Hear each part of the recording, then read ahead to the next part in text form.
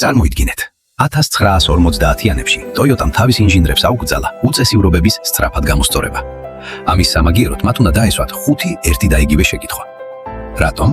უცნაურად ისმის, მაგრამ რკინის ლოგიკაა და ახსნათ ეს. წარმოიდგინეთ, ჩარხი გაჩედა. პირველი პასუხია, გადაიწვა მცველი. რატომ გადაიწვა? ძრავი გადაიტვირთა. რატომ გადაიტვირთა? საკისრები. პატში პნიკები ცუდად იყო შეზეთილი. რატომ არ ყოფნიდა შეზეთვა? ტუმბო გაიჭედა. რატომ გაიჭედა? იმიტომ რომ სისტემაში დიდი ხანია არ შეცვლილა ფილტრი.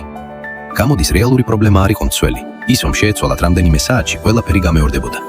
მაგრამ ამ 5 კითხვის დასმით და ძირფესვიანი გამოძიებით ისინი ასწორებდნენ ნამდვილ მიზეზს. სწორედ ამ გზით დაიბადა Toyota-ში მეთოდი 5 რატომ. ამ მეთოდს უკვე იყენებენ საუკეთესო მსოფლიო კომპანიები. ცადეთ ეს მეთოდი გამოიყენოთ თქვენი ნებისმიერი პრობლემის მოგვარებისას და მიღებულმა შედეგმა შეიძლება თქვენს გაგაოცოთ. დაწერეთ კომენტარებში თუ გიცდიათ ძირფესვიანად ჩაძიებოდით პრობლემას და ისე მოგეგვარებიათ.